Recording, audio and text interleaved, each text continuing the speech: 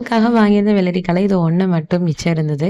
4 நாளுக்கு மேல ஆயிருச்சு. இதுக்கு மேல இருந்தா அது வம்பா போயிருமேன்னு சொல்லிட்டு, காலையிலேயே எந்திரிச்சு தொலியெல்லாம் சீவி அப்படியே குட்டி குட்டியா கட் பண்ண ஆரம்பிச்சாச்சு. ஏன்னா தோசை மாவுல கலந்துரலான்னு சொல்லிட்டு தான். நான் நார்மலா வந்துட்டு எப்படின்னா, வீட்ல ஏதாவது மாவு எக்ஸஸா இருந்தாலோ, இல்லைன்னா காய் ஏதாவது எக்ஸஸா இருந்ததுன்னா, அத அப்படியே வந்துட்டு தோசை மாவுல கலப்பேன். ஸோ இன்னைக்கு வெள்ளரிக்காய் தோசை தான்.